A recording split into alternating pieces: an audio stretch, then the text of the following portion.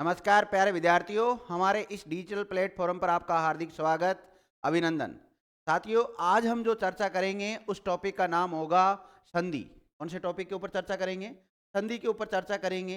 तो संधि का नाम तो आपने सुना ही है और पढ़ा भी होगा कई बार, लेकिन यहाँ से आज हम ऐसे ऐसे सवाल हल करेंगे जो पहले आपने कभी नहीं पढ़े होंगे। एक तो कई बार जैसा हम संधि शब्द लिखते हैं, अब कुछ विद्यार्थी कहते हैं सर संधि आपने गलत लिख दिया। कोई बात नहीं भाई, सही आप बता दो कैसे लिखते हैं।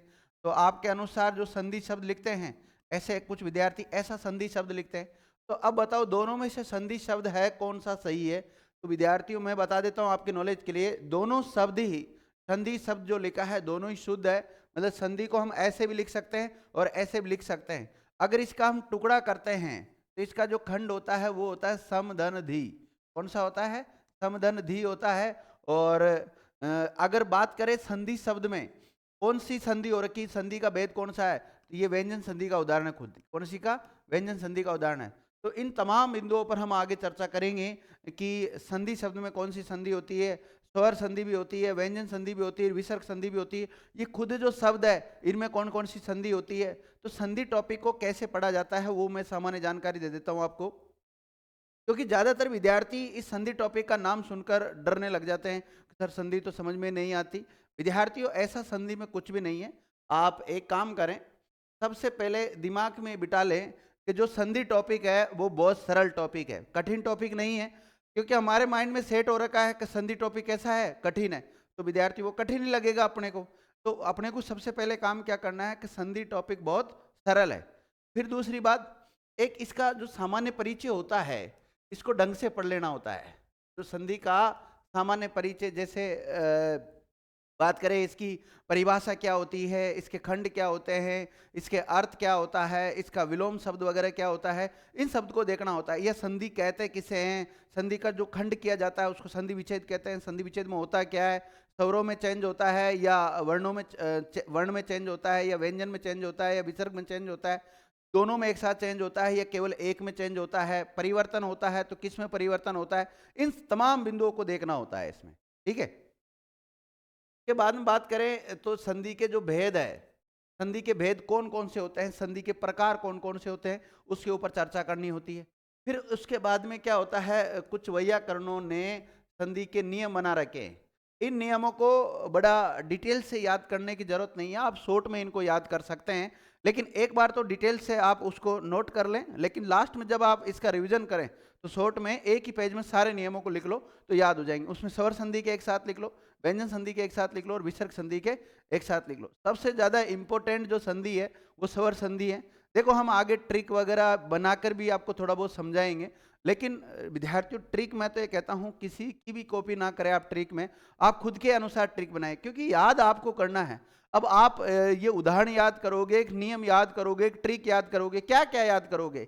विद्यार्थी जीवन है, इतना इसको कठिन मत बनाओ। बहुत सरल तरीके से अपना जीवन यापन करो, बहुत सरल नियमों को याद करो और बहुत सरलीकरण तरीके से समझने की कोशिश करो। देखिए नियम हो गए, नियमों के बाद में अगर हम बात करें तो इसके उदाहरण आते हैं। क्या आते हैं? उदाहरण आते हैं। उदाहरणों की जितनी ज़्यादा प्रैक्टिस करोगे, जैसे आप मैथ्स में ज़्यादा से ज़्यादा अगर सवाल हल करते हैं तो आपको फाइनल एग्जाम में कोई दिक्कत नहीं आती।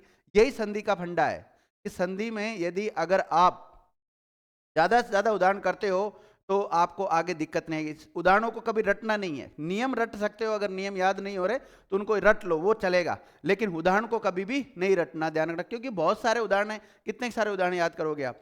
फिर उसके बाद में आता है अपवाद। क्या आता है? अपवाद आते हैं। अपवाद में मतलब देखो अपवाद किसे कहते हैं, मतलब हमारे जो परिवार में जो सामान्य नियम बना हुआ है, अगर उस परिवार के अनुसार कोई व्यक्ति आचरण नहीं करता है, उसके अनुसार नहीं चलता है तो अपवाद है। इसी प्रकार समाज में होता है, इसी प्रकार क्लास में होता है, सब जगह आपको अपवाद मिलेंगे। तो संधि के भी नियम बना रखे हैं, अगर उन नियमों को फॉलो नहीं करते हैं कुछ उदाहरण, तो फिर ऐसी स्थिति में उनको हम क्या कह देते हैं? संधि के अपवाद कह देते हैं। लेकिन वहां पर संधि विच्छेद और संधि युक्त शब्द तो बनवाया जा सकता है।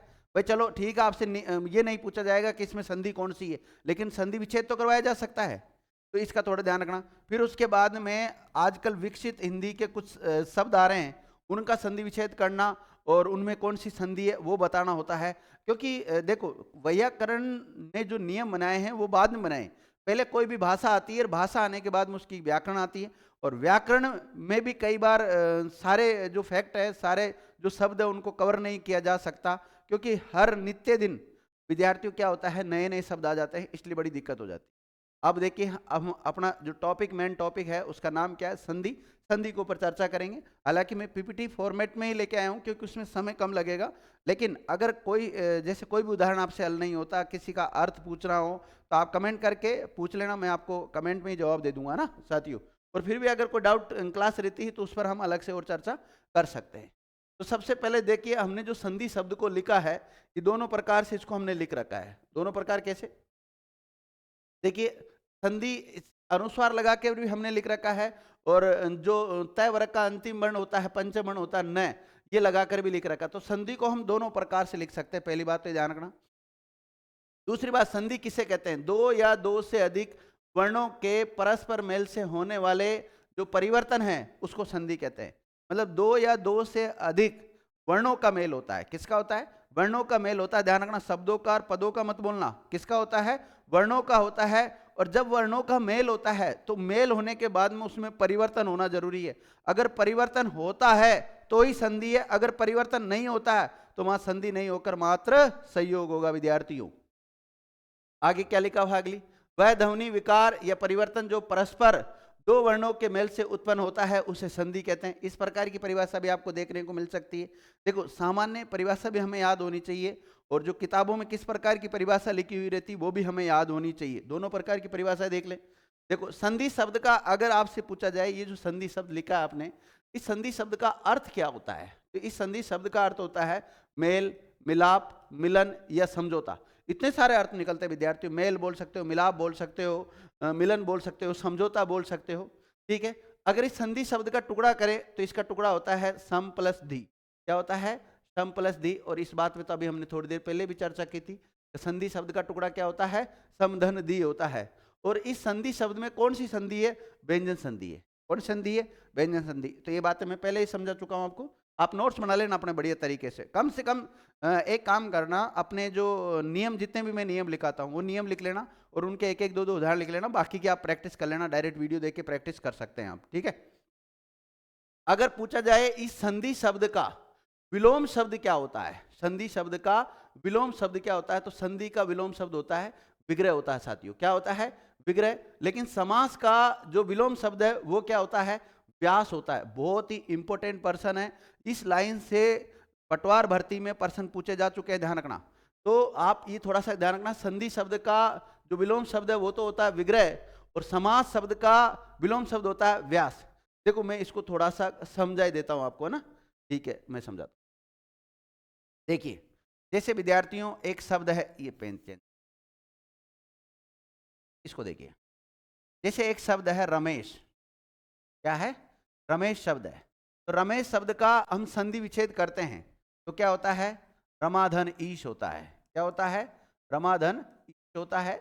और हालांकि इसमें गुण स्वर संधि का उदाहरण है। किसका है? गुण स्वर संधि का उदाहरण है। अगर बात करें इसका विग्रह किया जाए रमेश का, जैसे यहां लिख देता हूं रमेश, ये तो हम संधि टॉपिक के अनुसार पढ़ रहे हैं। किसके अनुसार पढ़ रहे हैं? संधि के अनुसार। तो इस प्रकार से होता है। अगर इसी को हम समास के अनुसार देखें, इसको रमेश शब्द को देखें, तो रमा का है जो ईश, क्या होगा? रमा का है जो ईश, रमा का है जो ईश, अर्थात विष्णु भगवान के लिए आया है। के लिए आया है? विष्णु भगवान के लिए आया है। रमेश शब्द विष्णु भगवान के लिए रूढ़ हो चुका है साथियों। अब देखो, मेरा सवाल, जो ये जो फैला हुआ रूप है ना, ये वाला, इसको बोलते हैं विग्रह। इसको क्या बोलते हैं? विग्रह बोलते हैं। इसको विग्रह बोलते हैं। और ये जो छोटा रूप है ना, इसको बोलते हैं समास। क्या बोलते हैं? समास कहते हैं। अगर बात करें ये जो छोटा रूप है इधर यहाँ पे, इसको हम संधि बोलेंगे। क्या बोलेंगे? संधि युक्त शब्द बोलेंगे। और ये वाला जो फैला रूप है इसका, ये वाला, इसको बोलेंगे संधि विच्छेद। तो क्या बोलते हैं? संधि विच्छेद बोलते हैं। संधि, संधि विच्छेद हो गया। लेकिन मेरा सवाल क्या है, फिर इसको लाने के पीछे उद्देश्य क्या है? जैसे मैं ये बताना चाहता हूं आपको कि संधि शब्द का विलोम शब्द क्या होता है। तो संधि शब्द का विलोम शब्द होता है विद्यार्थियों विग्रह। क्या होता है? विग्रह होता है। और इस समास शब्द का विलोम शब्द क्या होता है? व्यास होता है। क्या होता है? व्यास। लेकिन थोड़ा सा बच्चा यहाँ इसलिए कंफ्यूज हो जाता है क्योंकि वो सोचता है संधि शब्द का विलोम शब्द क्या होता होगा? संधि विच्छेद होता होगा, वो ये समझ जाता है। और समास का विलोम शब्द क्या होता होगा? विग्रह होता होगा, जो कि गलत है। अगर समास शब्द का फैला हुआ रूप पूछे तो उसको हम विग्रह कहते हैं। छोटा रूप होता है उसको समास युक्त शब्द या समास या सामासिक पद वगैरह कहते हैं। और संधि में जो छोटा रूप होता है इसको संधि कहते हैं, और जो टुकड़े वाला जो रूप होता है उसको संधि विच्छेद कहते हैं। लेकिन विलोम शब्द की बात करें तो संधि का विलोम शब्द तो होता है विग्रह, और समास का विलोम शब्द क्या होता है? व्यास होता है। इस बात को विद्यार्थियों बिठा लेना आपके माइंड में। देखो अगला फैक्ट क्या है, जहां दो वर्ण मिलते तो है लेकिन परिवर्तन नहीं होता है उसे संधि नहीं कहकर संयोग कहते हैं। उसको क्या कहते हैं? संयोग कहते हैं। ये बात मैंने बोल दी आपको।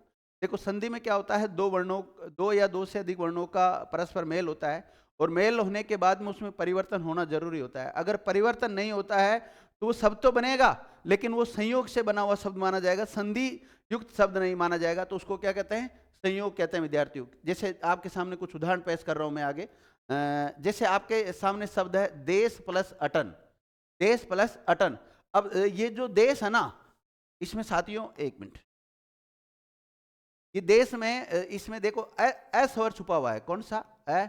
और यहां पर भी ए छुपा हुआ है। ए मिलकर दीर्घ संधि के अनुसार क्या हो जाएगा? देशाटन शब्द हो जाएगा। मतलब देश में अगर अटन शब्द जोड़ दिया तो देशाटन शब्द बनता है, और ये दीर्घ संधि का उदाहरण होता है। दीर्घ स्वर संधि का उदाहरण है, मतलब संधि का उदाहरण है। लेकिन दूसरा शब्द देखो, देश, एक तो देश शब्द है और एक प्रेम शब्द है। इन दोनों को जब जोड़ा तो शब्द क्या बना? देश प्रेम बना। तो देश प्रेम जब शब्द बनाया तो इसमें किसी प्रकार का कोई विकार नहीं हुआ, परिवर्तन नहीं हुआ विद्यार्थियों। तो इसलिए इसको क्या कहते हैं? संयोग कहते हैं।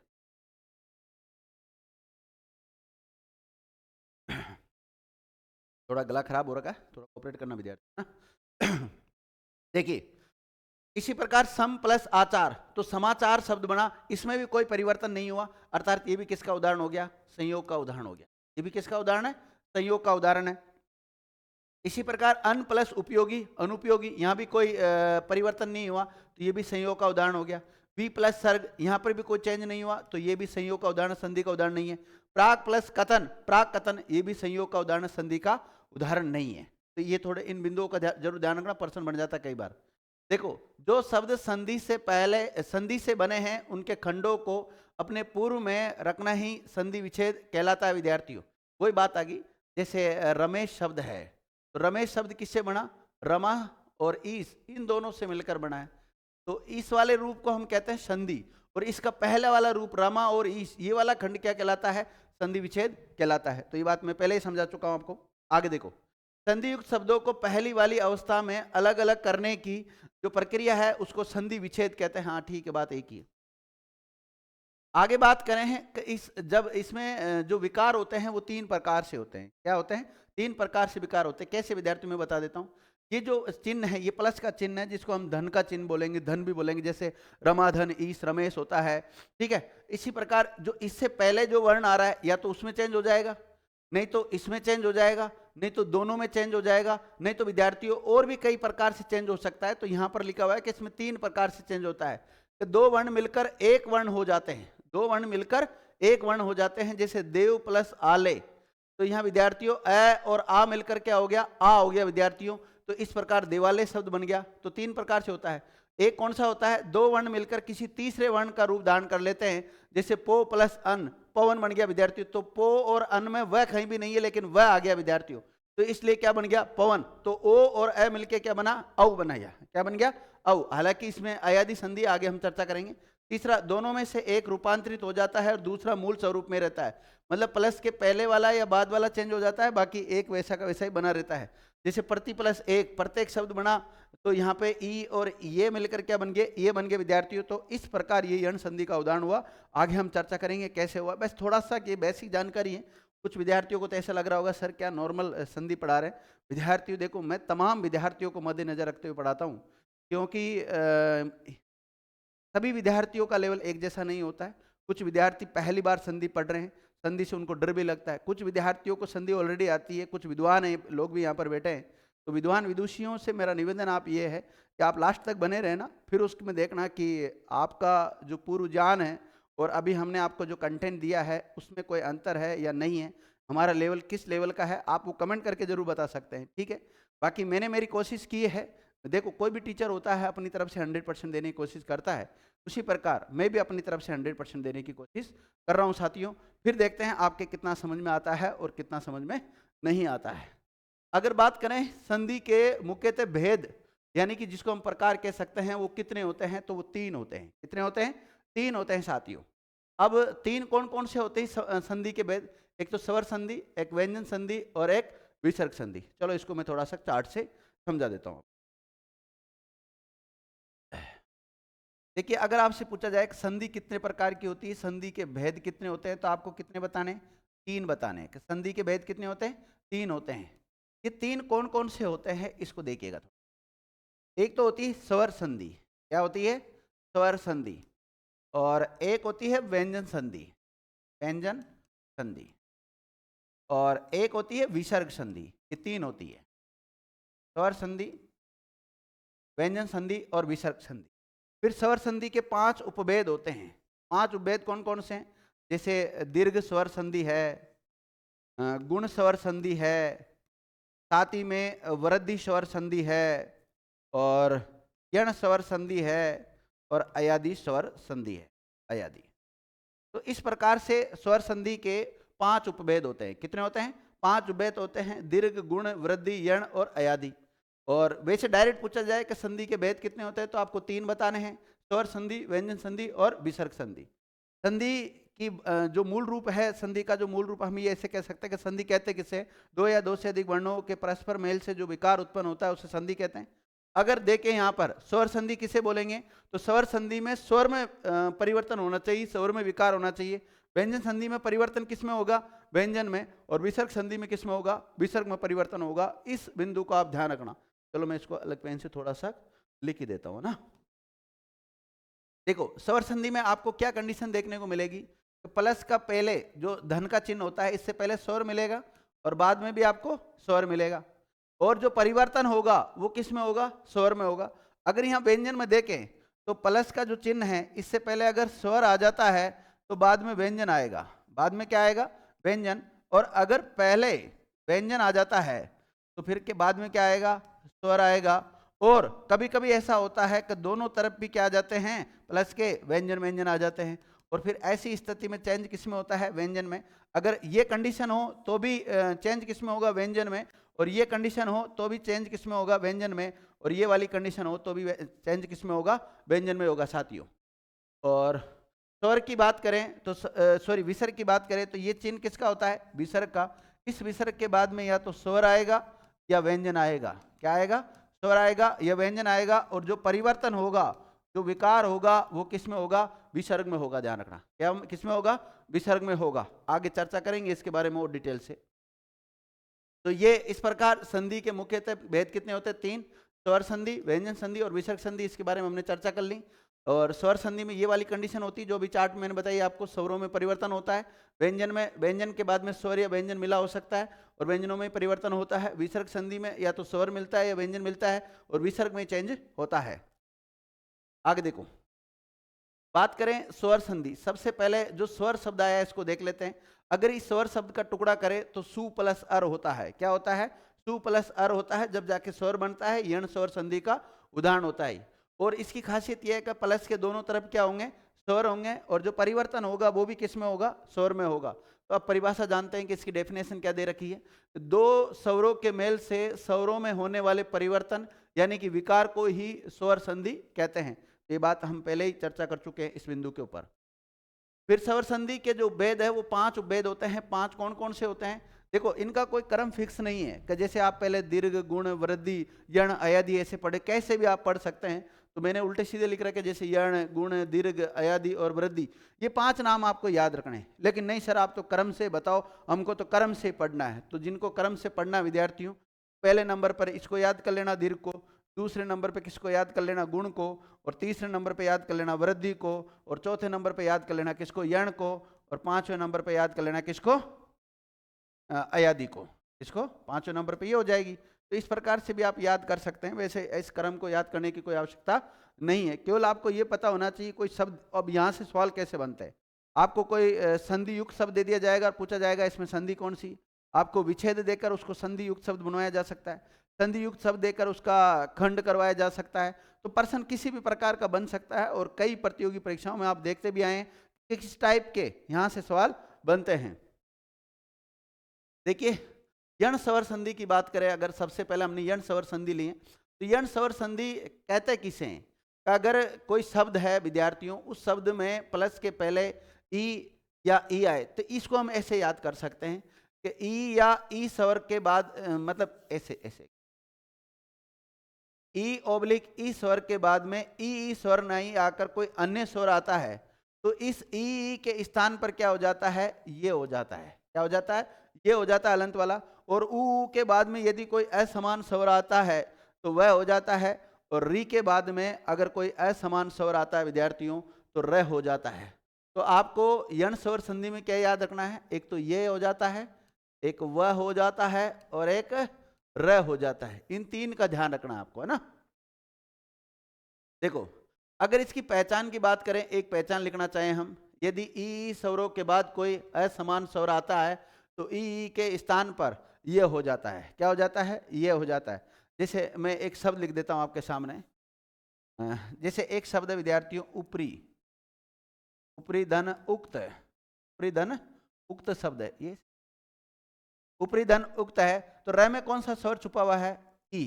कौन सा छुपा है? ई। र कैसा बच जाएगा? अलंत वाला। और बाद में क्या आ रहा है? ऊ और आधा क और तय, ये आ रहा है। तो इस ई के स्थान पे क्या हो जाएगा? ये। क्या हो जाए? क्या हो जाएगा विद्यार्थियों? ये हो जाएगा, ये हो जाएगा। क्या हो जाएगा? ये हो जाएगा। अब देखो, ये जो ये हुआ है ये किसके स्थान पे हुआ है? ई के स्थान पे। अब इसको जोड़ते हैं, ऊ प री। एक यार इसमें टेक्निकल इश्यू कुछ इधर से भी, चलो पेन का थोड़ा सा चेंज कर ले वाला ले लेते। अब देखते हैं। अब देखो, ये वाला जैसे ये आया है तो अब इसको जोड़ेंगे हम तो ये बनेगा विद्यार्थियों उपयुक्त बनेगा, उपयुक्त शब्द बनेगा। अब उपयुक्त शब्द ये बना कैसे? ये बना विद्यार्थियों ऊपरी प्लस उक से बना, और आगे हम और इसके ऊपर चर्चा करेंगे। तो देखो, बहुत सारे उदाहरण दे रखे हैं इस नियम के अनुसार। जैसे अभि प्लस उदय, तो शब्द क्या बन जाएगा? अभ्युदय शब्द बन जाएगा। कौन सा बन जाएगा? अभ्युदय शब्द बन जाएगा विद्यार्थी। ठीक है। इसी प्रकार अभि प्लस उत्थान का क्या बनेगा? अभ्युत्थान शब्द बनेगा। और अभि प्लस अर्थना से क्या बनेगा? अभ्यर्थना शब्द बनेगा। ये भी यण संधि का उदाहरण है। परि प्लस आय पर्याय शब्द बनता है। और सखी प्लस आदेश से क्या बनेगा? सख्यादेश। क्या बनेगा? सख्यादेश। और नदी प्लस उत्तर से नदीउत्तर शब्द बनेगा। नदीउत्तर शब्द को हम दोनों प्रकार से लिख सकते हैं, नदीउत्तर भी लिख सकते हैं। राशि प्लस अंतर से जो शब्द बनता है वो राश्यंतर शब्द बनता है। क्या बनता है? राश्यंतर शब्द बनता है। और वी प्लस आपक से क्या बनेगा? व्यापक शब्द बनेगा। और प्रति प्लस अर्पण से प्रत्यर्पण शब्द बन जाएगा। और नारी प्लस आदेश से नारी आदेश शब्द बनेगा। यानी कि दोनों प्रकार से नारी आदेश शब्द लिख सकते हैं आप। नारी प्लस आदेश से क्या बनेगा? नारी आदेश शब्द बनेगा। और मही प्लस आधार से महियाधार। जाति प्लस अभिमान से जात्याभिमान। और अभि प्लस अंतर से अभ्यंतर। और वी प्लस उहु से व्यूह शब्द बनेगा। क्या बनेगा? व्यूह शब्द बन जाएगा। बहुत सारे उदाहरण दे रखे हैं। जैसे वी प्लस अक्त का व्यक्त बनता है, वी प्लस अष्टि से व्यष्टि शब्द बन जाता है। वी प्लस आप से क्या शब्द बनेगा? व्याप्त शब्द बनेगा। क्या बनेगा? व्याप्त बनेगा। और वी प्लस आघात से व्याघात शब्द बना। अति प्लस अल्प अत्यल्प शब्द बनता है। क्या बनता है? अत्यल्प बनता है। और परि प्लस आवरण पर्यावरण शब्द बनता है। क्या बनता है? पर्यावरण शब्द बनता है। कई बार पूछा गया पर्यावरण शब्द। नी प्लस अस्त न्यस्त शब्द बनेगा। न्यस्त का मतलब होता है चिन्ह। और वी प्लस अक्ति का क्या बनता है? व्यक्ति। और वी प्लस असन का व्यसन शब्द बनता है। और वी प्लस आकरण से क्या बनता है? व्याकरण। वी यहाँ पर उपसर्ग का काम भी कर रहा है, ध्यान रखना। वी प्लस आकुल से जो शब्द बनता है व्याकुल। नी प्लस आय न्याय बनता है। वी प्लस अय से व्यय शब्द बनता है। वी प्लस आख्यान व्याख्यान शब्द बनेगा। और वी प्लस आज से क्या बनेगा? व्यास शब्द बनेगा। और अभि प्लस आगत से क्या बनेगा? अभ्यागत। नी प्लस ऊन से न्यून। वी प्लस अर्थ से व्यर्थ शब्द बन जाता है। तो ये इस नियम के अनुसार बहुत सारे विद्यार्थी उदाहरणों की अपने पास कोई कमी नहीं है, क्योंकि ऑनलाइन में यही फायदा है कि बहुत सारे उदाहरण हम दे सकते हैं। ऑफलाइन में तो क्या बच्चे लिखते लिखते परेशान हो जाते हैं, ऑनलाइन में तो उनकी जो पीड़ा है वो दिखाई नहीं देती है, बाकी ऑफलाइन में तो दिखाई दे जाती है। जो थोड़ा बहुत तरस आ जाता है तो हम भी सोचते हैं चलो कोई बात नहीं, आपको पीडीएफ वगैरह हम सेंड कर देंगे। ठीक है, आगे देखो, वी प्लस अभिचार का क्या बनेगा? व्यभिचार बनेगा। व्यभिचार शब्द नहीं होता, व्यभिचार होता है ना। और वी प्लस आख्या का व्याख्या शब्द बन जाता है। वी प्लस आपक का व्यापक शब्द बनेगा। और वी प्लस आयाम का व्यायाम शब्द बन जाएगा। और व्याप्ति, वी प्लस आपति का व्याप्ति बन जाता है। अति प्लस आवश्यक, अत्यावश्यक शब्द बनता है। अति प्लस उत्तम का अत्युत्तम शब्द बनेगा विद्यार्थियों। और अगर हम देखें इसमें जो उत्तम शब्द आया है, जो उत्तम शब्द है, उत्तम में भी अगर तोड़ें तो उद प्लस तम होता है। उत्तम शब्द में फिर कौन संधि हो जाती है? उत्तम शब्द में विद्यार्थियों व्यंजन संधि हो जाती है। कौन सी हो जाती है? व्यंजन संधि हो जाती है। इसी प्रकार अधि प्लस अक्षी का क्या हो जाता है? अध्यक्ष हो जाता है। और अधि प्लस अक्षर का अध्यक्षर, अधि प्लस आपक अध्यापक, अधि प्लस आय अध्याय, अधि प्लस आदेश अध्यादेश, जिसको इंग्लिश में ऑर्डिनेंस कहते हैं विद्यार्थियों। राष्ट्रपति और राज्यपाल को अध्यादेश जारी करने की शक्ति प्राप्त है। राष्ट्रपति को तो है, कौन से आर्टिकल में है बताइए आप? 1, 2, 3 में। और राज्यपाल को है 213 के तहत। तो आदेश में का अगर संधि विच्छेद करें तो आदेश का संधि विच्छेद नहीं होता विद्यार्थियों। आ प्लस देश उपसर्ग के अनुसार आदेश शब्द टूट सकता है। तो अधि प्लस आदेश, अभी हम पढ़ रहे हैं संधि, उपसर्ग नहीं पढ़ रहे हैं। अधि प्लस आत्म का अध्यात्म शब्द बनता है। और अधि प्लस आत्मिक का आध्यात्मिक शब्द बनेगा। और अधि प्लस उड़ा का अधिउड़ा। और प्रति प्लस अक्षी का प्रत्यक्ष बन जाता है। प्रति प्लस अंग का प्रत्यंग। और प्रति प्लस उ का प्रत्युहु। प्रति प्लस एक का प्रत्येक। प्रति प्लस उत्तर का प्रत्युत्तर। और प्रति प्लस उपकार का प्रत्युपकार शब्द बन जाता है। इस प्रकार बहुत सारे उदाहरण आपको देखने को मिलेंगे। अभी तक तो और भी है। प्रति प्लस आसी का क्या बनता है? प्रत्याशी शब्द बनता है। ये सब यण संधि के बता रहा हूं मैं। और ई के बाद में कोई असमान स्वर आता है तो उनके अनुसार वाले बता रहा हूं। प्रति प्लस आशित का प्रत्याशित शब्द बनेगा। प्रति प्लस आवर्तन से जो शब्द बनेगा वो कौन सा बनेगा? प्रत्यावर्तन शब्द बनेगा। और प्रति प्लस आभूति से क्या बनेगा? प्रत्याभूति। और प्रत्याभूति को हिंदी में क्या बोलते हैं? गारंटी। ठीक है। और आभूति शब्द को भी अगर टुकड़ा करोगे तो आ प्लस भूति हो जाएगा। आ उपसर्ग है, भूति शब्द में जुड़ा हुआ है। प्रत्यय शब्द में प्रति प्लस अय होता है। और प्रत्ययकार तो प्रति प्लस अपकार हो जाता है। प्रति प्लस अभिज्य तो प्रत्यभिज्य शब्द बन जाता है। प्रतिभिज्य का मतलब होता है पहचान। प्रत्यंत्र प्रति प्लस अंतर हो जाता है। प्रत्यारोप प्रति प्लस आरोप हो जाएगा इसका। अभि प्लस आस का अभ्यास शब्द बन जाता है। अभ्यागत अभि प्लस आगत शब्द बन जाता है। पर्यावरण शब्द पहले भी आ चुका, वापिस आ गया। परि प्लस आवरण, परि प्लस अंत का पर्यंत बन जाता है विद्यार्थियों। और इसी प्रकार परि प्लस अटन का पर्यटन शब्द बन जाता है। और अटन का मतलब होता है घूमना। परि का मतलब चारों ओर, जो चारों ओर घूमने वाला है उसको क्या बोलते हैं? पर्यटन बोलते हैं। इसी प्रकार परि प्लस अटक तो उसको पर्यटक बोलते हैं। ये आ गया विद्यार्थियों। परि प्लस अटक पर्यटक बोलते हैं, घूमने वाला। देखो अटन का मतलब तो होता है घूमना और अटक का मतलब होता है घूमने वाला। इसी प्रकार नी प्लस आस का न्यास, अभि प्लस उदय का अभ्युदय, परि प्लस आप्त का पर्याप्त, ऊपरी प्लस उक्त का जो भी आपको उदाहरण दिया था मैंने उपयुक्त शब्द होता है। गति प्लस अनुसार, मति प्लस अनुसार, मत्य अनुसार शब्द बन जाता है। तो इसी प्रकार मति प्लस उदय का मत्युदय, राशि प्लस अंतर का राश्यंतर, त्रि प्लस अंबक का तरियंबक शब्द बन जाता है। अंबक का मतलब किससे लिए गए यहाँ पे? आँख से। और तरियंबक किसको कहते हैं? शिव को कहते हैं, क्योंकि उनके 3 आंखें इसलिए। तरियक्षर, तरियक्षर जैसे ओम का जो साइन देखा होगा आपने, उसको हम तरियक्षर भी कहते हैं। पुरुष स्वर में भी आता है। त्रि प्लस अक्षर होता है। प्रति प्लस अंचा प्रत्यंचा, प्रति प्लस अक्षर प्रत्यक्षर, गति प्लस अवरोध गत्यवरोध, यदि प्लस अपि यद्यपि, अभि प्लस अर्थी अभ्यर्थी अभ्यर्थी, गति प्लस अर्थ गत्यर्थक, गति प्लस अनुसार गत्यनुसार, रीति प्लस अनुसार रीत्यनुसार, अधि प्लस अयन अध्ययन, और अधि प्लस आपन अध्यापन, देवी प्लस आत्हा देव्यासा, और सखी प्लस आदेश शक्यादेश, और स्त्री प्लस आदेश स्त्र्यादेश, सखी प्लस उत्तर शक्युत्तर, सखी प्लस आगमन शक्यागमन, प्रति प्लस एकता प्रत्येकता, देवी प्लस एकता देव्यकता, अग्नि प्लस अस्त्र अग्न्यस्त्र, प्रति प्लस आवर्तन प्रत्यावर्तन, पृथ्वी प्लस आधार पृथ्व्याधार होता है विद्यार्थियों। आगे अगर हम बात करें हैं तो प्राप्ति प्लस आशा का क्या हो जाता है? प्राप्त्याशा हो जाएगा। अति प्लस अधिक का अधिक होता है विद्यार्थी। ये थोड़ा सा आप चेंज कर लेना यहाँ। अति प्लस अधिक का क्या बन जाएगा? अत्यधिक शब्द बनेगा। इसी प्रकार अग्नि प्लस आशय अग्नाशय शब्द बनता है। और प्रति प्लस अर्पण का क्या बनता है? प्रत्यर्पण शब्द बनता है विद्यार्थियों। क्या बनता है? प्रत्यर्पण शब्द बनता है। और नदी प्लस अर्पण, नद्यर्पण, दो प्रकार से नद्यर्पण शब्द बन सकता है। आप इसको ऐसे भी लिख सकते हैं, नद्य, आधा द और ये अर्पण, इस प्रकार से भी आप नद्यर्पण शब्द लिख सकते हैं इसको। और नदी प्लस आवेग, नद्यावेग शब्द बनेगा। नदी प्लस अंश, नद्यंश।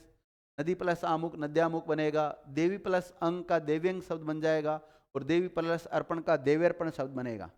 इसी प्रकार वी प्लस अंजन का व्यंजन, और अति प्लस अंत का अत्यंत, अति प्लस आचार का अत्याचार बन जाता है। और अति प्लस अधिक, ये वापिस रिपीट हो गया, ये वाला देखो नीचे आ गया, अति प्लस अधिक, अत्यधिक। अति प्लस उक्ति का अत्युक्ति शब्द बनेगा। और नारी प्लस उचित का नार्युचित। स्त्री प्लस अंग का स्त्रीअंग। और नदी प्लस अम्बु का नद्यम्बु शब्द बनता है। अम्बु मतलब पानी से लिया गया, नदी का जो पानी होता है उसको क्या बोलते हैं? नद्यम्बु कहते हैं।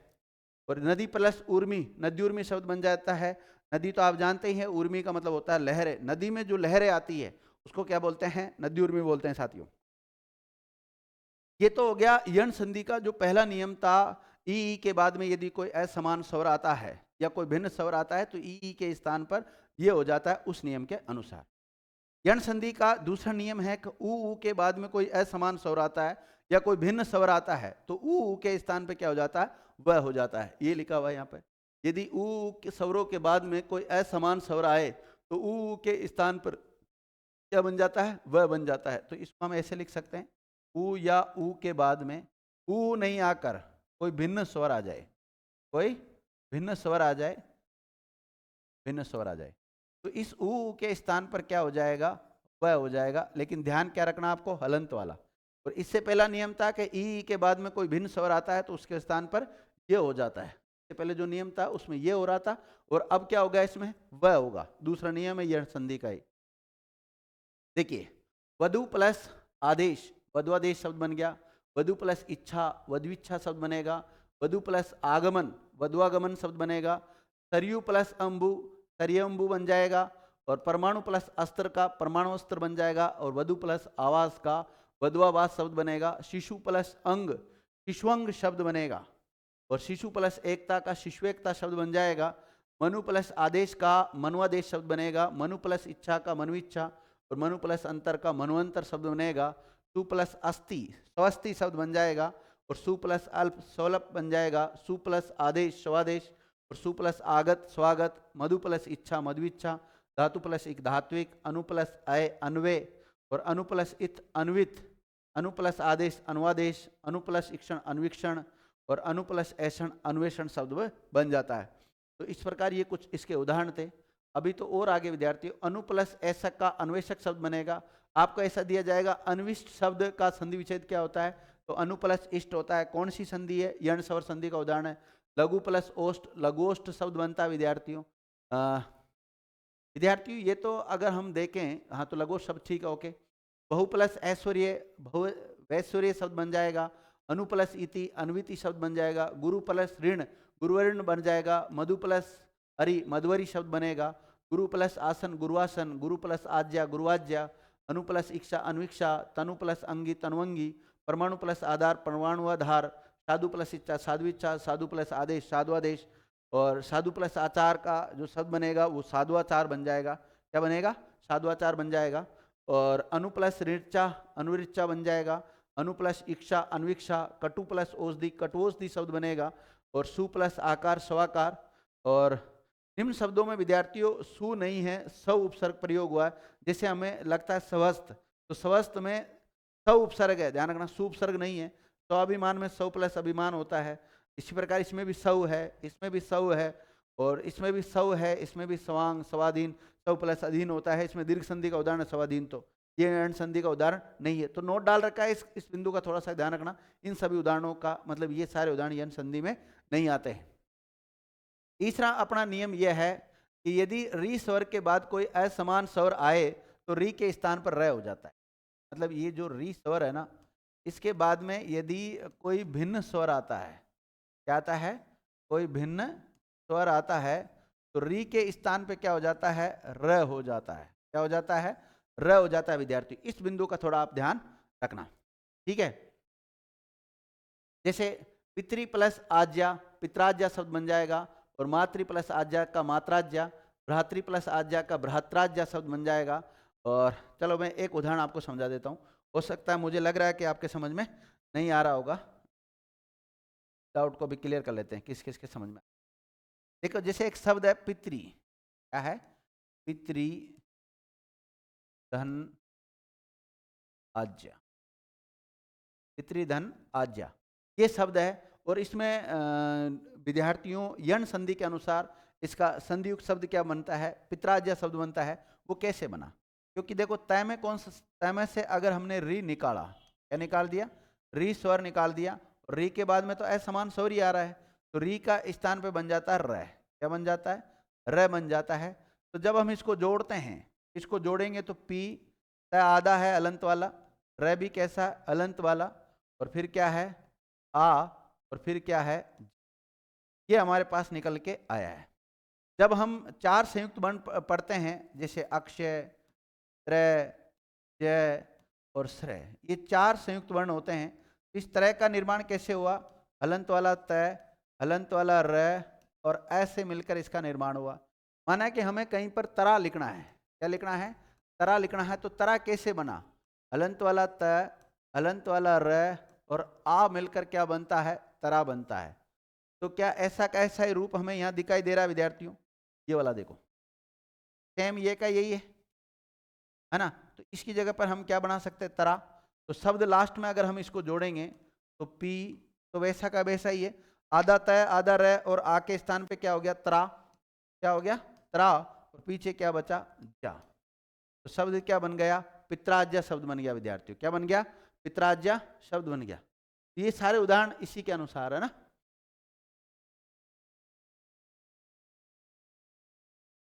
ठीक है, अब देखिए मातृ प्लस अवतार का मात्रा अवतार शब्द बन जाता है, मातृ प्लस आदेश का मात्रादेश, वक्तृ प्लस उद्बोधन का वक्तृद्बोधन शब्द बन जाएगा, वक्तृ प्लस इच्छा का वक्तृच्छा, दातृ प्लस उदारता का दातृदारता, और दातृ प्लस आदेश का दात्रादेश, धातृ प्लस इच्छा का धातृच्छा, मातृ प्लस उपदेश का मातृपदेश, और पितृ प्लस उपदेश का पितृपदेश, मातृ प्लस अनुमति का मातृनुमति, पितृ प्लस अनुमति का पितृनुमति, भ्रातृ प्लस उपकार का भ्रातृपकार, और भ्रातृ प्लस आदेश का भ्रात्रादेश, मातृ प्लस इच्छा मातृच्छा शब्द बन जाता है।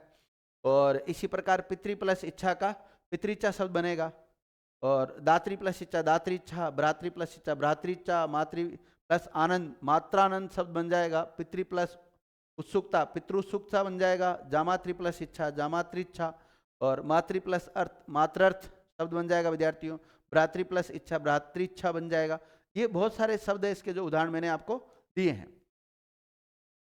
ये होगी विद्यार्थियों इस प्रकार आपकी कौन सी संधि हुई, यण स्वर संधि कंप्लीट हुई। आगे हम देखेंगे दीर्घ स्वर संधि को, किसको देखेंगे, दीर्घ स्वर संधि को देखेंगे। दीर्घ स्वर संधि में क्या होता है, ये जो प्लस का चिन्ह होता है, इससे पहले ए या आ आता है और बाद में क्या हो जाता है, आ। इसी प्रकार प्लस से पहले ई या ई आएगा, बाद में भी ई आएगा तो बड़ा ई हो जाएगा, ऊ के बाद में ऊ आता है तो ऊ हो जाता है, री के बाद में री आता है तो दीर्घ री हो जाता है। तो इसको हम ऐसे समझ सकते हैं कि दीर्घ संधि हम उसको कहते हैं कि अ या आ के बाद में यदि समान स्वर अ या आ आए तो इनका दीर्घ रूप आ हो जाता है। ठीक है, इसी प्रकार ई या ई के बाद में ई या ई आए तो इनका दीर्घ रूप ई हो जाता है। ऊ के बाद में समान स्वर ऊ आता है तो इनका दीर्घ रूप क्या हो जाता है, ऊ हो जाता है विद्यार्थी, इस बिंदु को ध्यान रखना है। और री के बाद में री आता है तो दीर्घ री हो जाता है, और छोटा री की मात्रा तो आपने देखी होगी, इस प्रकार सी की तरह लगाते हैं हम, और दीर्घ री की मात्रा हो जाती है ऐसी वाले डबल सी वाली हो जाती है ना। तो अगर हम इसका फैला हुआ रूप लिखें, अगर इस वाले का फैला हुआ रूप लिखें, अ आ के बाद में अ आता है तो क्या बनता है, देखो इस वाले को ऐसे लिख सकते हैं, यानी कि अ के बाद में अगर अ आता है तो क्या हो जाएगा आ, और अ के बाद में अगर आ आता है तो भी क्या होगा आ, और पहले प्लस के पहले आ हो और बाद में अ हो तो भी क्या हो जाएगा आ, और अगर प्लस के पहले आ और बाद में भी आ तो इस प्रकार क्या हो जाएगा आ हो जाएगा। तो हर कंडीशन में बनेगा क्या, आ ही बनेगा, क्या बनेगा आ। इसी प्रकार इनमें हो जाएगा ई में, ऊ में, री में। चलो इसका भी बता देता हूं दूसरे, देखो ई के अनुसार कैसे बनेगा, इस वाले के अनुसार देख लेते हैं। तो अगर ई के बाद में छोटा ई के बाद में छोटा ई यानी कि लघु ई के बाद में लघु ई आता है तो दीर्घ ई हो जाता है। इसी प्रकार पहले लघु ई है और बाद में बड़ा ई है तो भी क्या हो जाएगा, बड़ा ई हो जाएगा। माना कि पहला बड़ा ई है और बाद में छोटा ई है तो क्या भी हो जाएगा, बड़ा ई। और दोनों तरफ अगर बड़ा ई है तो क्या हो जाएगा, बड़ा ई हो जाएगा। इस बिंदु का थोड़ा ध्यान रखना। और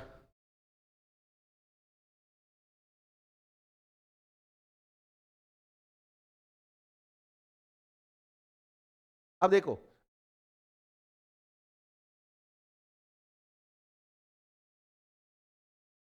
अगर इस वाले को देखें हम, इस वाले नियम को देखें तो ऊ के बाद में अगर ऊ आता है तो क्या हो जाता है, बड़ा ऊ। और छोटा ऊ के बाद में बड़ा ऊ आता है तो क्या हो जाता है, बड़ा ऊ हो जाता है, दीर्घ ऊ हो जाता है। और पहले बड़ा ऊ हो और बाद में छोटा ऊ हो तो भी क्या हो जाता है, बड़ा ऊ। और दोनों तरफ बड़ा ऊ हो तो भी क्या हो जाता है, बड़ा ऊ हो जाता है। तो इस प्रकार से इन तमाम जितने भी नियम बताए हैं इनका जो फैला हुआ रूप है ये भी आपको पता होना चाहिए। इससे क्या होता है, जब कोई अगर इस प्रकार से आता है तो उसको हम आसानी से हल कर लेते हैं। अब देखो इसकी पहचान क्या है। पहला नियम क्या है, जब दो समान स्वर मिलकर दीर्घ बन जाते हैं तो उसे दीर्घ स्वर संधि कहते हैं। ये तो दीर्घ स्वर संधि की पहचान होगी एक प्रकार से। जैसे अ आ के बाद में अ आ रहा है तो क्या हो गया, आ हो गया। यहाँ पर आगे कुछ उदाहरण दे रखे हैं, जैसे यक्ष प्लस अवतार, यक्षावतार शब्द दे रखा है। चिंता प्लस आतुर, चिंतातुर शब्द बन गया। यात प्लस आयात शब्द बन गया तो यातायात शब्द हो गया। इसी प्रकार आशा प्लस अतीत से क्या बनता है, आशातीत। पाठ प्लस अंतर का पाठांतर, ऊर्ध्वधन अधर का ऊर्ध्वाधर। प्र प्लस अंगन का प्रांगण शब्द बनता है। और नयन प्लस अंबु का नयनांबु। और दाव प्लस अनल का दावानल। और स्वर्ण प्लस आप का स्वर्णाभ। शोक प्लस अन्वित का शोकान्वित शब्द बनता है। काम प्लस ऐनी से जो शब्द बनता है वो कामायनी शब्द बनता है। क्या बनता है, कामायनी। और स प्लस अष्टांग से क्या बनता है, साष्टांग शब्द बनता है। और दाव प्लस अग्नि से दावाग्नि शब्द बनेगा। दाव प्लस अनल से दावानल और दावाग्नि। बात एक ही है। ऊह प्लस अपोह ऊहापोह शब्द बनता है, बहुत इंपॉर्टेंट है। कई प्रतियोगी परीक्षाओं में यहाँ से सवाल बन चुका है। यानी किसी विषय में कुछ निश्चित न होने की दशा में मन में होने वाला जो तर्क वितर्क है विद्यार्थियों, उसको कहते हैं ऊहापोह। क्या कहते हैं, ऊहापोह कहते हैं। तो ऊह धन अपोह, इसका क्या होता है, संधि विच्छेद होता है विद्यार्थियों।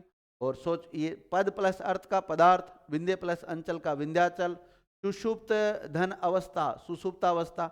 हालांकि इस सुसुप्त शब्द में भी विद्यार्थियों कौन सी संधि है, इसमें व्यंजन संधि यहाँ पर। लेकिन अगर सुसुप्त प्लस अवस्था से सुसुप्तावस्था बन रही है तो फिर ऐसी स्थिति में हम किस में ले जाएंगे, इसको दीर्घ संधि में ले जाएंगे। और अगर केवल वो सुसुप्त शब्द दे दे, केवल ये दे दे तो सुधन सुप्त बनता है, सुधन सुप्त बनता है। और ये व्यंजन संधि का उदाहरण है। इसका है व्यंजन संधि का उदाहरण है ये। अधिक प्लस अधिक, अधिकाधिक शब्द बन जाता है दीर्घ संधि के अनुसार।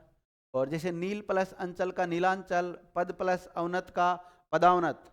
अवनत का मतलब होता है गिरना और पद मतलब पद से नीचे की तरफ आता है। जैसे एक तो प्रमोशन होता है और एक डिमोशन होता है। तो डिमोशन वाले के लिए जो शब्द आता है वो पदावनत शब्द आता है। और परम प्लस अणु के लिए क्या बनता है, परमाणु। हिम प्लस आगम हिमागम। वात प्लस अयन वातायन। वातायन कहते हैं झरोके को, किसको कहते हैं, झरोके को कहते हैं। और भय प्लस आकुल का भयाकुल शब्द बनता है। रतन प्लस अवली का रत्नावली शब्द बन जाता है।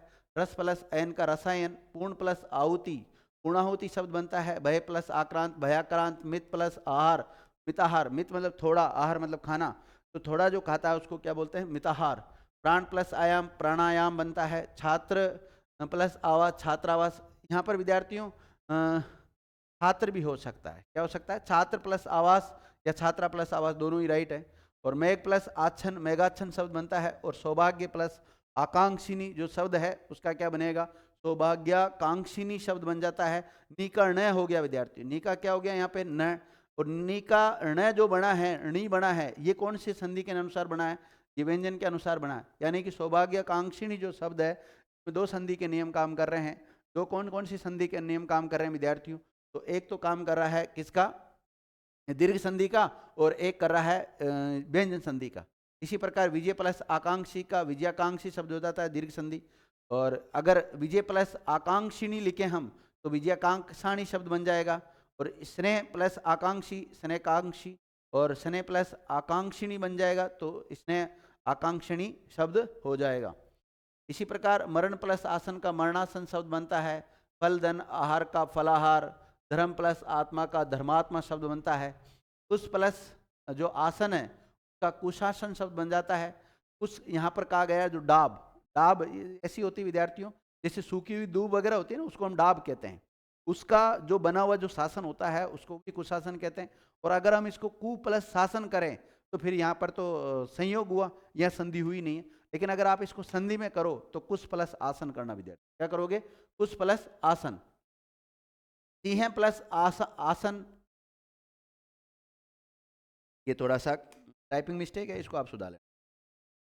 ये जो सिंह प्लस आसान नहीं है, ये आसन है, इसको टालना। सिंह प्लस आसन है तो क्या बनेगा? सिंहासन। पित्त प्लस आशय का पिताशय, और विरह प्लस आतुर का विरहातुर, और गीता प्लस अंजलि का गीतांजलि शब्द बनता है। अर प्लस अवली का अरावली शब्द बनता है। पर प्लस अधीन का पराधीन शब्द बनता है। मूल्य प्लस अंकन का मूल्यांकन शब्द हो जाता है। और तिल प्लस अंजलि का तिलांजलि शब्द हो जाता है। अंजलि जो शब्द होता है ना, उसमें ध्यान रखना ई की मात्रा छोटी आती लय में। जो अंजलि लिखते हैं ना हम, जैसे अगर इस प्रकार से आप अंजलि शब्द लिखते हैं तो गलत है, यह अंजलि शब्द गलत है। अंजलि शब्द ऐसे आता है, कैसे आता है? ऐसे अंजलि शब्द आता है, छोटा ई की मात्रा आती।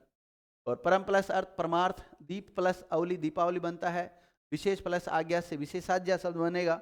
और संस्कृत प्लस अध्यापक संस्कृताध्यापक, शीत प्लस आकुल शीताकुल, गर्भ प्लस आधान गर्भाधान, भय प्लस आनक भयानक, और आर्य प्लस आवर्त आर्यावर्त शब्द बनता है। और कुसुम प्लस आकर कुसुमाकर शब्द बन जाता है। और प्रेम प्लस आसक्त से क्या बनता है? प्रेमासक्त शब्द बनता है। और गमन प्लस आगमन का गमनागमन, विवाद प्लस आस्पद से क्या बनता है? विवादास्पद शब्द बन जाता है। इसी प्रकार जन प्लस आकांक्षा का जनाकांक्षा शब्द बनता है। और कुसुम प्लस आगम कुसुमागम बनेगा। और शोक प्लस आकुल का क्या बनेगा? शोकाकुल शब्द बन जाएगा। और मकर प्लस आकृति का मकराकृति, मेघ प्लस आले का मेघालय शब्द बनता है। जल प्लस आशय से जलाशय शब्द बन जाता है। तुषार प्लस आछन तुषाराछन शब्द बनेगा।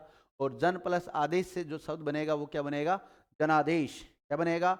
जनादेश। और शयन प्लस आगार से जो शब्द बनता है वो बनता है शयनागार। और जन प्लस आधार से जनाधार शब्द बनेगा। विचार प्लस अन्वेषण विचारान्वेषण बनेगा। अब देखो, यह अन्वेषण खुद में भी संधि है। देखो, विचार प्लस अन्वेषण बना तो विचारान्वेषण हो गया। लेकिन केवल अन्वेषण शब्द दे दे, अन्वेषण शब्द में कौन सी संधि है? तो अनु प्लस ऐषण, यहाँ पर ये यण संधि का उदाहरण है। ये अन्वेषण किसका है? यण संधि का उदाहरण है। कर्तव्य प्लस अकर्तव्य, कर्तव्य कर्तव्य शब्द बन जाएगा, ये दीर्घ संधि का उदाहरण हो जाएगा। द्राक्षा प्लस अवलय द्राक्षावलय बन जाएगा। अवलय का मतलब होता है चटनी। तथा प्लस अपि तथापि। और सत्ता प्लस अंतरण सत्तांतरण शब्द बनेगा। और द्वारका प्लस अधीश द्वारकाधीश, द्वारकाधीश किसको कहते हैं? कृष्ण भगवान के लिए द्वारकाधीश शब्द रूढ़ हो चुका, ध्यान रखना। रचना प्लस अवली रचनावली शब्द बनता है। और श्रद्धा प्लस अंजलि श्रद्धांजलि शब्द बन जाता है। दीर्घ संधि के तो विद्यार्थी बहुत सारे उदाहरण हो गए इसके। आ के बाद में आता है तो बड़ा आ हो जाता है ये वाला। तो विद्या प्लस अर्थी से विद्यार्थी, आजकल वैसे ऐसे सवाल बहुत कम एग्जाम में बनते हैं, बनते नहीं यहाँ से विद्या प्लस अर्थी वगैरह, ये नॉर्मल हो गए क्योंकि विद्यार्थी दिन प्रतिदिन कंपटीशन बढ़ता ही जा रहा है। तो कृपा प्लस अर्थ का कृपार्थ, सीमा प्लस अंत का सीमांत। देखो, अगर सीमा प्लस अंत का सीमांत शब्द बना जब तो दीर्घ संधि का उदाहरण है। लेकिन सीमा प्लस अंत से सीमंत शब्द भी बनता है। क्या बनता है? सीमंत शब्द बनता है। जब सीमंत शब्द बनेगा ये, तो ये दीर्घ का क्या हो जाएगा? अपवाद हो जाएगा। अगर सीमंत, सीमंत शब्द का मतलब होता है जो महिलाएं वगैरह जो मांग वगैरह भरती है ना, इसको कहते हैं सीमंत। ठीक है। प्रतीक्षा प्लस आले का प्रतीक्षालय बन जाएगा। कारा प्लस आगार का कारागार शब्द बन जाएगा। कारा कारा का मतलब होता है कैदी, और आगार का मतलब होता है भवन, यह उनका जो निवास स्थल होता है उसको बोलते हैं कारागार। जहाँ कैदी निवास करते हैं उसको क्या बोलते हैं? कारागार बोलते हैं। चिकित्सा प्लस आले चिकित्सालय। कृपा प्लस आकांक्षिणी कृपाकांक्षिणी शब्द हो जाएगा। कवथन प्लस अंक कवथनांक शब्द बन जाएगा। और पंच प्लस आयत पंचायत शब्द बन जाएगा। और महा प्लस अमात्य महामात्य शब्द हो जाएगा।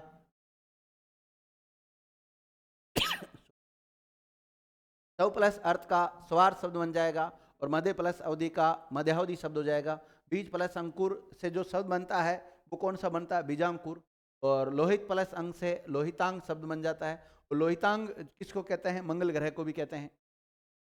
आग्नेय प्लस अस्त्र तो आग्नेयास्त्र शब्द बन जाएगा। और अगर अग्नि प्लस अस्त्र होता है तो अग्नेस्त्र शब्द बनता है, वहाँ यण संधि का उदाहरण होता है। थोड़ा सा शब्दों का ध्यान रखना। और भस्म प्लस अंकुर भस्मांकुर शब्द बन जाता है। देह प्लस अतीत देहातीत, दिवस प्लस अवसान दिवसावसान, अस्त प्लस अचल अस्ताचल, युग प्लस अंतर युगांतर शब्द बनता है। उप प्लस अध्याय उपाध्याय शब्द बनता है। सस प्लस अंक शशांक शब्द बनता है। सस का मतलब लिया गया है खरगोश से, और अंक का मतलब लिया गया गोद से। जो खरगोश की गोद में ऐसा कुछ बैठा हुआ है उसको क्या बोलते हैं? शशांक बोलते हैं। चंद्रमा को जब अगर आप देखोगे तो आप जैसा अगर उसमें सोचते हैं तो जैसे एक खरगोश को इस प्रकार से गोद में लिया हुआ है, ऐसा प्रतीत होता है। तो आगे देखो, अगर राम प्लस अयन का जो शब्द बनता है विद्यार्थियों वो रामायण बनता है। और कीट प्लस अणु से क्या बनता है? कीटाणु बनता है। अब इस रामायण शब्द को लेकर बड़ा दिक्कत रहती है विद्यार्थियों में, कई बार बहुत ज़्यादा कंफ्यूज हो जाते हैं। तो देखिए, जैसे शब्द है राम प्लस अयन होता है, क्या होता है? राम प्लस अयन होता है। अब बताओ मैं में कौन सा स्वर छुपा हुआ है? अ। कौन सा छुपा हुआ है? अ। तो मैं कैसा बचेगा? अलंत वाला। बाद में क्या आ रहा है? तो ये एर अ मिलकर क्या हो जाता है? आ हो जाता है दीर्घ संधि के अनुसार।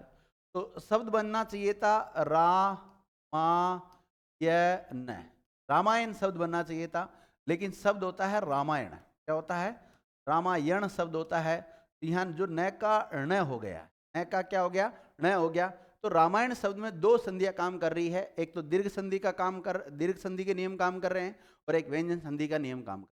अब आपसे पूछा जाए रामायण शब्द में कौन संधि है, तो दीर्घ संधि भी है व्यंजन संधि भी। लेकिन दोनों आ जाए तो प्रथम वरीयता किसको देंगे? हम दीर्घ को देंगे, क्योंकि पहले कौन सी हो रही है? दीर्घ संधि हो रही है, इसलिए। दूसरी बात, इसका संधि विच्छेद क्या होगा? तो राम प्लस अयन होगा। संधि युक्त शब्द क्या होगा? तो रामायण शब्द बनेगा विद्यार्थियों। क्या बनेगा? रामायण शब्द बन जाएगा। आगे देखो, ये हो गया, ये यहां तक तो पढ़ ही लिया था हमने। आगे देखिए, शीत प्लस अंशु का शीतांशु शब्द बन जाएगा, और हिम प्लस अंशु का हिमांशु शब्द बन जाएगा। और तिरपुर प्लस अरि त्रिपुरारी शब्द बनेगा। तीर्थ प्लस अटन का तीर्थाटन शब्द बनेगा। मेघ प्लस अवली का मेघावली शब्द बन जाएगा। मेघों की जो पक्ति होती है उसको मेघावली बोलते हैं। विष प्लस अणु का विषाणु। और स प्लस अंक का क्या बनेगा? सांग। और स प्लस अवधि का सावधि। और सौ प्लस अध्याय का सवाध्याय। दिवस प्लस अंत का दिवसांत। और उदय प्लस अंचल का उदयांचल। राष्ट्र प्लस अध्यक्ष का राष्ट्राध्यक्ष। हिम प्लस आद्री का हिमाद्री। और सुधा प्लस अंशु का सुधांशु। और अमृत प्लस अंशु का अमृतांशु। देश प्लस अटन का देशाटन। और जीव प्लस अणु का जीवाणु। परम प्लस अणु का परमाणु। अक्ष प्लस अंश का अक्षांश। स प्लस अर्थक का जो शब्द बनता है वो सार्थक बनता है। स प्लस अर्थ का सार्थ। सौ प्लस अनुभूति का स्वानुभूति। भग्न प्लस अवशेष का भग्नावशेष। स प्लस अवरोध का सावरोध। उप प्लस अंक का उपांग। सहस्रधन अवधि का सहस्रावधि शब्द बन जाता है। और सहस्रावधि का मतलब होता है, सहस्र का मतलब होता है हजार, और अवधि का मतलब होता है वर्ष। तो 1000 वर्षों का जो समूह होता है उसको सहस्रावधि बोलते हैं। और शत प्लस अवधि, अवधि का मतलब वर्ष, और शत का मतलब 100 वर्षों का जो समूह होता है उसको क्या बोलते हैं? शताब्दी। बल्कि 1000 वर्षों का जो समूह होता है उसको क्या बोलते हैं? सहस्रावधि शब्द कहते हैं। इसी प्रकार जो 100 प्लस अभिमान है उसका, जैसे इसमें अ आ रहा है, इधर भी अ आ रहा है, दोनों मिलकर क्या हो जाएगा? स्वाभिमान हो जाएगा। कर्म प्लस अंक का कर्मांक हो जाएगा। जठर प्लस अग्नि का जठराग्नि शब्द बन जाता है। और 9 प्लस अंकुर का नवांकुर। और स्पर्श प्लस अनुभूति का स्पर्शानुभूति। विकल्प प्लस अंक का विकलांग शब्द हो जाता है। और खग प्लस आश्रय का खगाश्रय शब्द बनता है। रोम प्लस अवली का क्या बन जाता है? रोमावली। शत प्लस अंश शतांश क्या बन जाता है? शतांश बन जाता है विद्यार्थियों। और इसी प्रकार जैसे पर प्लस अर्थी, इसका बना परार्थी। तो इसको मैं थोड़ा सा आपको ऐसे भी समझा सकता हूँ। कई बार विद्यार्थी बड़े कंफ्यूज होते हैं कि पर प्लस अर्थी का प्रार्थी शब्द कैसे बना। अब इसमें से क्या निकल रहा है? तो सबसे पहले इसको तोड़ लो आप। इसका मतलब है प तो आधा है इसमें और र पूरा है। क्या है? प तो आधा है और र पूरा है। इसको इस प्रकार से आप लिख लें, इस प्रकार से लिख सकते हैं। तो अब बताओ र में कौन सा स्वर छुपा हुआ है? इसमें छुपा हुआ विद्यार्थियों अ। क्या छुपा हुआ है? अ। तो र कैसा बच जाएगा? हलंत वाला। अब देखो इसको हम ऐसा लिख सकते हैं प्रार्थी। क्या शब्द बन जाएगा? प्रार्थी शब्द बन जाएगा साथियों, है ना। अब देखिए इसी प्रकार अंत्य प्लस अक्षरी का क्या बनता है? अंत्याक्षरी। इस अंत्याक्षरी शब्द को तो कई बार पूछा गया, ध्यान रखना। अंत्याक्षरी शब्द का क्या होता है? अंत्य प्लस अक्षरी। इसी प्रकार देखिए मध्य प्लस अहन, मध्याह्न, इनको कई विद्वान जो वैयाकरण हैं उन्होंने अपवाद में भी रखा है। जैसे ये तीन शब्द विद्यार्थियों मध्याह्न, पूर्वाह्न और अपराह्न, ये इसमें क्या होता है जब हम अहन शब्द लिखते हैं, अहन शब्द लिखते हैं तो ये जो हलंत आता है वो न के नीचे आता है।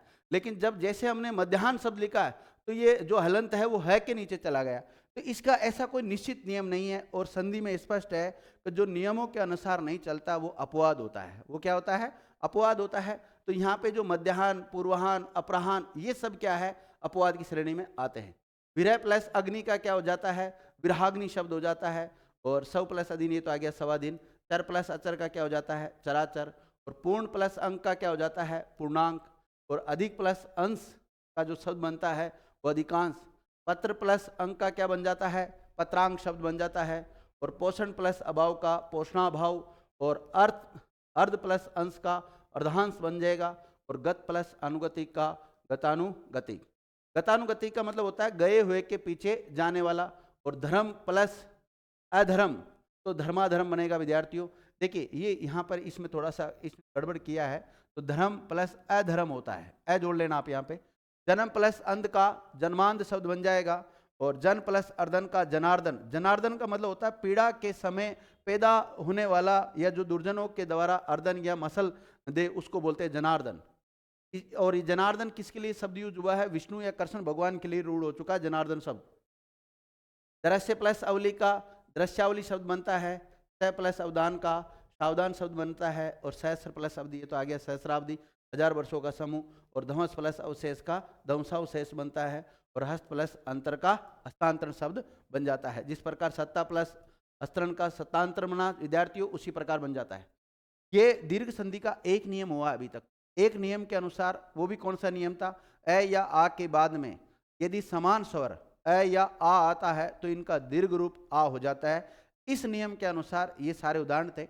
अब अगला जो नियम है दीर्घ संधि का वो ये है कि ई या ई के बाद में अगर समान स्वर ई या ई आए तो इन सब के स्थान पे बड़ा ई हो जाता है। इस नियम के अनुसार जितने भी उदाहरण उनको भी हम करके देख लेते हैं। देखो इसका जो बड़ा रूप है इसको मैं दोबारा और बता देता हूं। इसका मतलब यह है कि ई या ई के बाद में अगर ई या ई आता है तो इन सब का लास्ट में बनना क्या है? बड़ा ई बनता है। और बड़ा ई की मात्रा कैसी होती है? ये वाली, इस मात्रा का भी ध्यान रखना। तो इस नियम के अनुसार जितने भी उदाहरण मिलेंगे आपको उसमें जो ई की मात्रा लगी हुई मिलेगी वो बड़ा ई की मात्रा लगी हुई मिलेगी। देखो जैसे नदी प्लस इच्छा शब्द है तो शब्द क्या बन जाएगा? नदी इच्छा। मुनि प्लस इंद्र का मुनिंदर शब्द बन जाता है। और प्राप्ति प्लस इच्छा का प्राप्ति इच्छा शब्द बन जाता है। और रवि प्लस इंद्र, तो देखो रवि प्लस इंद्र में अगर आप छोटा रविंद्र लिखते हैं तो गलत होगा विद्यार्थियों। रविंद्र शब्द में वी कैसा आता है? बड़ा आता है। कैसा आता है? बड़ा आता है। ये छोटा लिख रखा है, ये गलत जानबूझ के लिखा है। तो आप अवेयर रहेंगे या नहीं रहेंगे इसलिए। देखो इसी प्रकार प्रति प्लस ई का क्या बन जाता है? प्रतीक शब्द बन जाता है। और मुनि प्लस ईश्वर का मुनीश्वर शब्द बनता है। और कपि प्लस ईश्वर का क्या बनता है? कपीश्वर। कपि प्लस ईश का कपीश। मुनि प्लस ईश का मुनि शब्द बन जाता है। और कपि प्लस ईश्वर का कपीश्वर। और श्री प्लस ईश, ये बहुत इंपॉर्टेंट है। श्री शब्द कई बार पूछा गया है। तो श्री शब्द में कौन सी संधि है? दीर्घ संधि है। और इसका विच्छेद क्या होता है? श्री प्लस ईश। श्री कहा गया लक्ष्मी माता को। और ईश का मतलब होता है स्वामी। जो लक्ष्मी माता के स्वामी हैं उसको श्रीश कहते हैं, अर्थात विष्णु भगवान का पर्यायवाची श्रीश। सती प्लस ईश सतीश। और सची प्लस इंद्र सचिंद्र। तो इंद्र का मतलब भी होता है स्वामी होता है। सची जो इंद्र की पत्नी है उसके लिए सची शब्द यूज हुआ है। तो सचिंद्र किसको कहते हैं? इंद्र को ही कहते हैं। लक्ष्मी प्लस इच्छा, लक्ष्मी इच्छा शब्द बन जाता है। योगी प्लस इंद्र, योगिंद्र शब्द बन जाता है। गिरी प्लस इंद्र, गिरिंदर शब्द बन जाएगा। देखो गिरी शब्द में जो र में ई की मात्रा आती है वो छोटी आती है। लेकिन जैसे हम ग्रीस गिरिंदर शब्द लिखते हैं तो र में जो ई की मात्रा है वो बड़ी आने लग जाती है, क्योंकि संधि नियमों के अनुसार।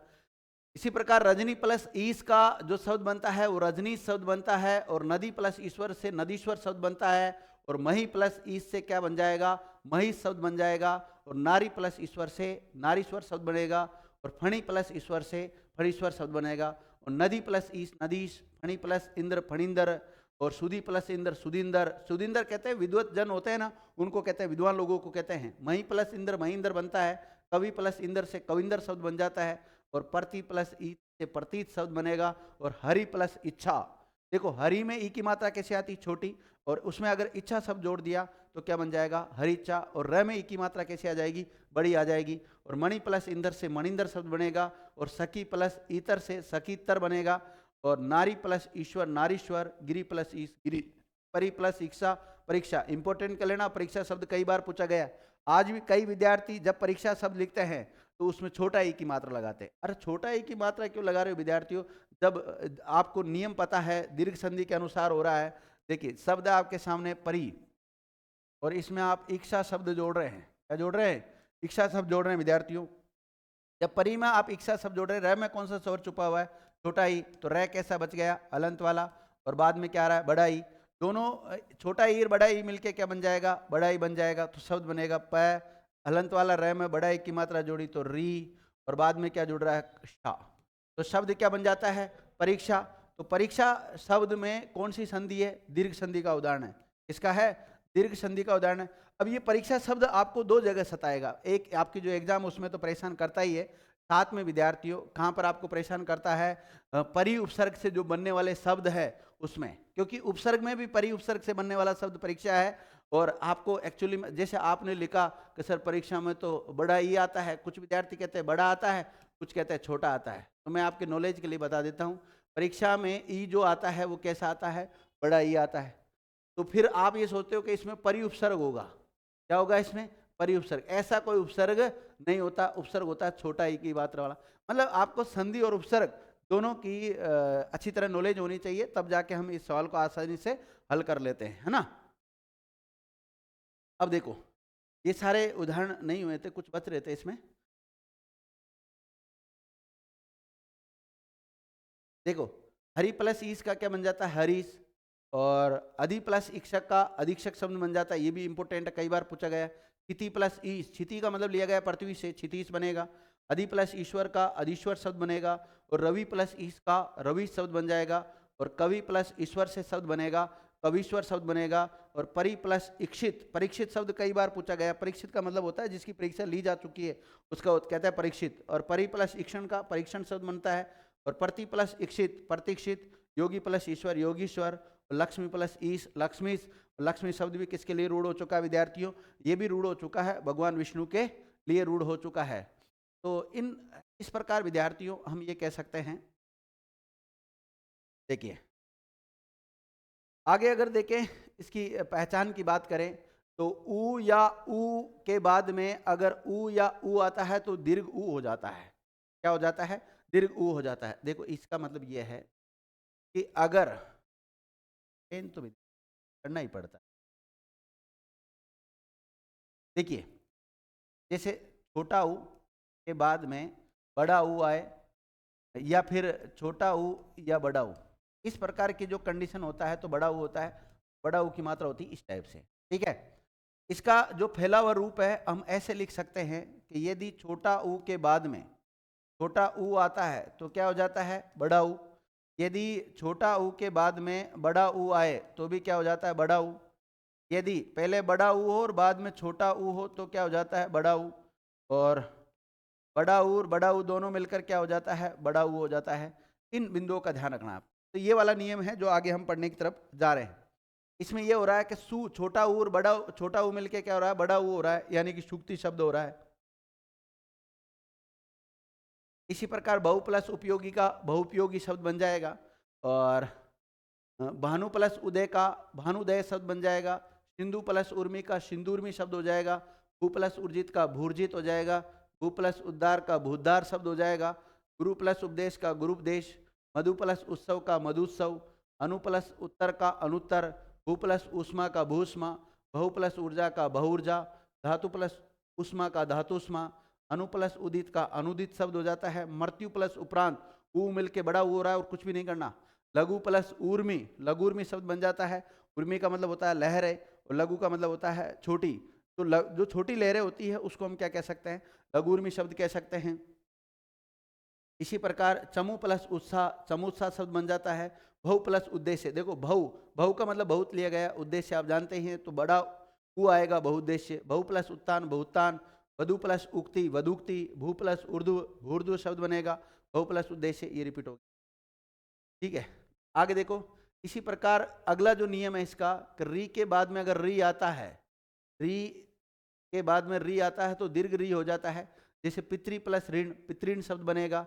और मातृ प्लस ऋण, मातृण हो जाएगा।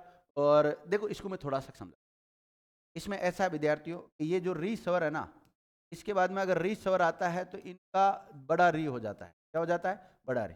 छोटा री की मात्रा होती है, छोटा री की मात्रा होती है, लेकिन बड़ा री की मात्रा होती है इस टाइप से। क्या होती है, बड़ा री की मात्रा होती है। अब ये दीर्घ जो री स्वर है ना, ये हिंदी में यूज नहीं होता है, हिंदी में इसका प्रयोग नहीं होता, संस्कृत में होता है, संस्कृत में होता है। लेकिन हिंदी में इसकी जो ये मात्रा है ना, इसका प्रयोग देखने को मिलता है। तो ऐसी मात्रा लगा हुआ अगर कोई भी शब्द आपको मिल जाए विद्यार्थियों, तो उसको हम किस में लेके जाते हैं, तो उसको लेके जाते हैं दीर्घ संधि में लेके जाते हैं। किस में लेके जाते हैं, दीर्घ संधि में लेके जाते हैं। अब देखो, अब ये जो शब्द है, जैसे आपके सामने एक शब्द है पितृ, है पितृ प्लस ऋण। तो इस तय में कौन सा स्वर छुपा हुआ, री। कौन सा छुपा हुआ, री। और बाद में भी क्या आ रहा है, री। तो दोनों का मिलके क्या हो जाएगा, बड़ा री हो जाएगा। क्या हो जाएगा, बड़ा री हो जाएगा। और बड़ा री की मात्रा ऐसी होती है, तो हम जब इसको लिखेंगे तो पी ऐसे लिखेंगे, ठीक है। इसी पितृ प्लस ऋण का पितृण ऐसा लिखा हुआ, कंप्यूटर से प्रॉपर मेरे से ये मात्रा लगी नहीं थी, इसलिए फिर इस टाइप से लगाई है ना। होत्री प्लस ऋण होत्रीण, सौरश्री धन ऋण सौश्रीण, जामात्री प्लस ऋण जामात्रीण, भ्रातृ प्लस ऋण भ्रातृण, कर्तृ प्लस ऋण कर्तृण, धातु धात्री प्लस ऋण धात्रीण। तो इस प्रकार के इसके ये उदाहरण होते हैं, है ना।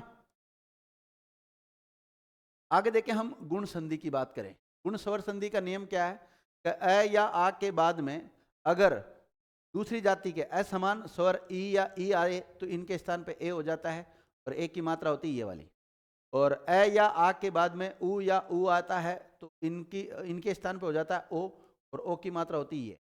और उ अ या आ के बाद में री आता है तो अर हो जाता है, मतलब ये ऊपर की तरफ जो मात्रा जाती है ना, इस प्रकार से होता है। ठीक है, जैसे महर्षि शब्द में आता है। ठीक है, ये सारे उदाहरण इसमें देखने को मिलेंगे अपन। तो कुछ उदाहरण, जैसे पहला नियम है अ आ के बाद में ई आता तो ए हो जाता है, इसके अनुसार कैसे, तो लोक प्लस ईतर, लोकेतर शब्द बन जाता है। लोक प्लस इंद्र का लोकेंद्र शब्द बन जाएगा। महा प्लस ईश्वर का महेश्वर शब्द बनेगा। और रमा प्लस ईश का रमेश शब्द हो जाएगा। और ईतर प्लस ईतर का इतरेतर शब्द हो जाएगा। मानव प्लस ईतर का मानवेतर हो जाएगा। हित प्लस इच्छा का हितेच्छा। और महा प्लस इंद्र का महेंद्र। नाग प्लस ईश का नागेश। मानव प्लस इंद्र का मानवेंद्र। योग प्लस इंद्र का योगेंद्र शब्द बनता है। कर्म प्लस इंद्रिय का क्या बनता है, कर्मेंद्रिय शब्द बनता है। और भोजन प्लस इच्छुक का भोजनेच्छुक शब्द बन जाता है। अंत्य प्लस इष्टि से अंत्येष्टि शब्द बनेगा। और अन्य प्लस इतर का अन्यतर। शुभ प्लस इच्छा का शुभेच्छा शब्द बनता है।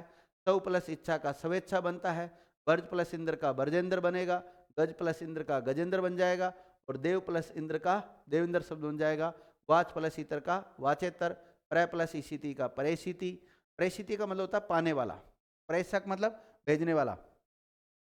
उमा प्लस ईश का उमेश बन जाता है। विवाह प्लस इतर का विवाहेतर। साहित्य प्लस इतर का साहित्यतर। उप प्लस इंद्र का उपेंद्र। और द्वार का प्लस ईश का द्वारकेश। देखो अभी थोड़ी देर पहले भी एक सवाल बताया था मैंने, द्वार का प्लस अधीश का द्वारकाधीश होता है, लेकिन वो दीर्घ संधि का उदाहरण था। द्वार का प्लस ईश तो द्वारकेश शब्द बनेगा, ये गुण संधि का उदाहरण होगा। किसका होगा, गुण संधि का उदाहरण होगा। चित प्लस इंद्रिय जितेंद्रिय शब्द होगा। और रसना प्लस इंद्रिय रसनेन्द्रिय शब्द बनेगा। और सर्व प्लस इक्षण सर्वेक्षण शब्द बनेगा। और शब्द प्लस इतर का शब्देतर शब्द बन जाएगा। आगे देखो, प्र प्लस ईशक का प्रेषक यानी कि भेजने वाला। सुधा प्लस इंदु का सुधेंदु। शिक्षण प्लस ईतर का शिक्षणेतर। और नग प्लस इंद्र का नगेंद्र। महा प्लस ईश का महेश। मृग प्लस इंद्र का मृगेंद्र। मत्स्यधन इंद्र का मत्स्येंद्र। ज्ञान प्लस इंद्रिय का ज्ञानेन्द्रिय। शुभ प्लस इच्छु का शुभेच्छु, न प्लस इति का नेति, बहुत इंपॉर्टेंट कर लेना नेति शब्द, तप प्लस ईश का तपेश, अंक प्लस ईक्षण का अंकेक्षण, गुड़ाका, गुड़ाका का मतलब होता है नींद, गुड़ाका में अगर ईश जुड़ा तो गुड़ा केस बनेगा, और प्र प्लस इक्षा का प्रेक्षा, परम प्लस ईश्वर परमेश्वर, मिथिला धन ईश मिथिलेश, और राका प्लस ईश राकेश, यानी रात का जो स्वामी है उसको राकेश कहते हैं, महा प्लस ईश्वर महेश्वर, उप प्लस इक्षा उपेक्षा, योग प्लस ईश्वर योगेश्वर, और विमल प्लस ईश प्लेस, अपधन इक्षा अपेक्षा, अल्पधन ईश अल्पेश, धीर प्लस इंद्र धीरेन्द्र, शिव प्लस इंद्र शिवेंद्र, देव प्लस ईश्वर देवेश्वर, खग प्लस इन खगेश, राजा प्लस इंद्र राजेंद्र शब्द बन जाता है। इसी प्रकार देखिए दूसरा नियम यह है कि अ आ के बाद में उ आता है तो ओ हो जाता है, क्या हो जाता है, ओ हो जाता है, और ओ की मात्रा ये होती है, अभी बताया आपको, सब में ये ओ मात्रा मिलेगी, यथाधन उचित यथोचित, ग्राम प्लस उत्थान ग्रामोत्थान शब्द बनेगा, नर प्लस उचित नरोचित शब्द बन जाएगा, सूर्य प्लस उदय सूर्योदय, वीर प्लस उचित वीरोचित बनेगा, अतिशय धन उक्ति अतिशयोक्ति शब्द बनेगा, और पूर्व धन उक्त पूर्वोक्त शब्द हो जाएगा, और प्रेम प्लस उत्पादक प्रेमोत्पादक, प्राप्त धन उदक प्राप्तोदक शब्द बनेगा, अन्य प्लस उक्ति अन्योक्ति, भाग्य धन उदक भाग्योदक भाग्योदय, और बाल प्लस उचित बालोचित शब्द बन जाता है, समास प्लस उक्ति समासोक्ति शब्द बन जाता है, और वेद प्लस उक्त वेदोक्त, जीर्ण प्लस उद्धार जीर्णोद्धार शब्द हो जाता है, और पश्चिम प्लस उत्तर पश्चिमोत्तर शब्द हो जाता है, प्राण प्लस उत्कर्ष प्राणोत्कर्ष हो जाएगा, महा प्लस उदय महोदय, मानव प्लस उचित मानवोचित, लोक प्लस उक्ति लोकोक्ति, हत प्लस उत्साह हतोत्साह, और अंत्य धन उदय अंत्योदय, मित्र प्लस उचित मित्रोचित, और पुरुष प्लस उचित पुरुषोचित, और वेद प्लस उक्ति वेदोक्ति, और भय प्लस उत्पादक भयोत्पादक शब्द हो जाता है। इसी प्रकार पुरुष प्लस उत्तम का पुरुषोत्तम शब्द बन जाता है, और पुरुषोत्तम शब्द में आपसे पूछा जाए कि कौन सा समास है, तो विद्यार्थियों अगर समास की बात करें इसमें, तो इसमें है बहुव्रीहि समास, कौन सा, और बहुव्रीहि समास विकल्प में ना हो तो फिर कर्मधारय करके आ जाओ। संधि पूछ लें तो कौन सी, गुण स्वर संधि है, प्राण प्लस उत्सर्ग प्राणोत्सर्ग, पर्सन प्लस उत्तर पर्सनोत्तर, लंबा प्लस उदर लंबोदर, हर्ष प्लस उल्लास हर्षोल्लास, पुष्पधन उद्यान पुष्पोद्यान, दलित दलित प्लस उत्थान दलितोत्थान, स प्लस उद्देश्य शोद्देश्य शब्द बनता है, पद प्लस उन्नति पदोन्नति, स प्लस उदर सहोदर, अवसर प्लस उचित अवसरोचित, महा प्लस उत्सव महोत्सव, नव प्लस उड़ा नवोड़ा, गंगा प्लस उर्मी गंगोर्मी, गंगा में जो लहरें आती है उसको गंगोर्मी कहते हैं, गंगा प्लस उदक गंगोदक, नव प्लस ऊर्जा नवोर्जा, प्राण प्लस उत्सर्ग प्राणोत्सर्ग, दीप प्लस उत्सव दीपोत्सव, नील प्लस उत्पल नीलोत्पल, जन प्लस उपयोगी जनोपयोगी, हित प्लस उपदेश हितोपदेश, नव प्लस उत्पल नवोत्पल, विवाह प्लस उत्सव विवाहोत्सव शब्द बन जाता है, और हित प्लस उपदेश हितोपदेश, और यमुना प्लस उर्मी यमुनोर्मी शब्द हो जाता है। इसी प्रकार वसंत प्लस उत्सव वसंतोत्सव, स प्लस उद्देश्य शोद्देश्य, स प्लस उत्साह सोत्साह, प्र प्लस उत्साहक प्रोत्साहक, और स प्लस उदाहरण सोदाहरण शब्द बन जाता है, उत्तर प्लस उत्तर उत्तरोत्तर शब्द बनेगा, आत्म प्लस उत्सर्ग आत्मोत्सर्ग, अन्यान्य धन उपाय अन्यान्योपाय, अन्य प्लस अन्य अन्यान्य बन जाता है, यथा प्लस उचित यथोचित, जल प्लस उर्मी जलोर्मी शब्द बनेगा, महा प्लस ऊर्जा महोर्जा, नर प्लस उत्तम नरोत्तम शब्द बनेगा, महा प्लस उरु महोरु, महा का मतलब होता है बड़ा या अधिक, और उरु का मतलब होता है जांग, जांगे जिसके पैर बड़े हैं उसको क्या बोलते हैं महोरु, और महोरु शब्द विद्यार्थियों भीष्म के लिए भी भीम के लिए भी आता है, ग्राम प्लस उत्थान ग्रामोत्थान आता है, हिम प्लस ऊपल हिमोपल, ठीक है, सर्व प्लस ऊपरी सर्वोपरि, देव प्लस ऊपरी देवोपरि, कथा प्लस उपकथन कथोपकथन, प्र प्लस उत्साहन प्रोत्साहन शब्द बनता है, और मरण प्लस उपरांत मरणोपरांत शब्द बनता है, देव प्लस उचित देवोचित, जल प्लस उष्मा जलोष्मा शब्द होगा, और सागर प्लस उर्मी का क्या बनेगा सागरोर्मी, सागर में जो लहरें आती है सागरोर्मी बनेगा विद्यार्थियों, और इसी प्रकार समुद्र प्लस उर्मी शब्द होता है उसमें बनता है समुद्रोर्मी, क्या बन जाता है समुद्रोर्मी बन जाता है, यहाँ तो जगह आप ये वैसे नोट कर लेना, समुद्र प्लस उर्मी का समुद्रोर्मी शब्द बनता है, और सूर्य प्लस ऊर्जा का सूर्योर्जा, दया प्लस उर्मी का दयोर्मी, सर्व प्लस उत्तम का सर्वोत्तम, विद्या प्लस उन्नति का विद्योन्नति, प्र प्लस उज्ज्वल का प्रोज्वल शब्द बनेगा, जन प्लस उत्सव का जनोत्सव, महा प्लस उत्सव का महोत्सव और सूर्य प्लस उष्मा का सूर्योष्मा, गंगा प्लस उर्मी का गंगोर्मी शब्द बन जाता है। इसी प्रकार ए या आ के बाद में री आता है तो अर बन जाता है। रे का ध्यान रखना अलंत वाला बनता है। जिसे महा प्लस ऋण का महरण बन जाता है, महा प्लस ऋषि का महर्षि।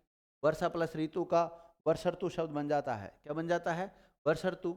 और बसंत प्लस ऋतु का वसंत ऋतु, प्रेम प्लस ऋतु का प्रेमर्तु, कणु धन ऋषि का कणवर्षि, उत्तम धन ऋण का उत्मरण, और भरत प्लस ऋषि का भरत ऋषि, कुल प्लस ऋषि का कुलर्षि, अधम धन ऋण का अधमरण, सदा प्लस ऋतु का सदर्तु, और ग्रीष्म प्लस ऋतु का ग्रीष्मर्तु, और शिशिर प्लस ऋतु का शिशिरतु, सप्त प्लस ऋषि का सप्तर्षि, देव प्लस ऋण का देवर्ण, हिम प्लस ऋतु का हिमर्तु, देव प्लस ऋषि देवर्षि, नारद प्लस ऋषि का नारद ऋषि शब्द बन जाता है।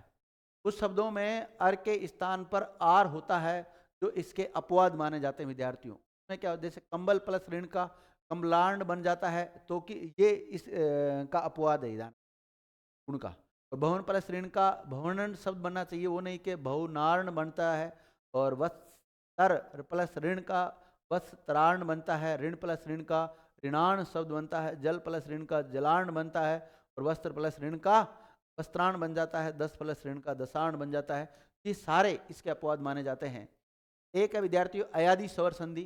जब ए या ऐ स्वरों के बाद कोई असमान स्वर आए तो ए के स्थान पे अय हो जाता है और ऐ के स्थान पे आय हो जाता है। दूसरा, ओ या औ स्वरों के बाद में कोई असमान यानी भिन्न स्वर आता है, ओ के स्थान पे औ हो जाता है और औ के स्थान पे आव हो जाता है।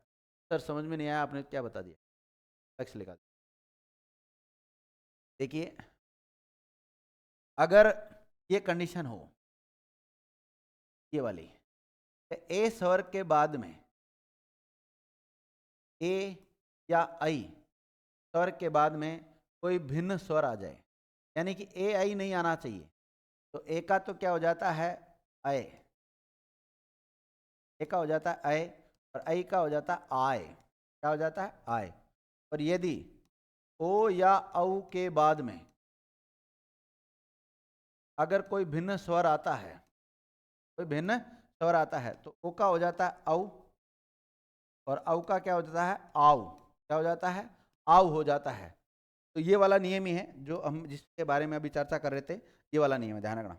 अब इसके कुछ उदाहरण आपके सामने हैं। जैसे नई प्लस इका का नायिका बन जाता है, और के प्लस अन का चयन बन जाता है, विदे प्लस अक का विधायक शब्द बन जाता है, और विनय प्लस अक का विनायक शब्द बन जाता है।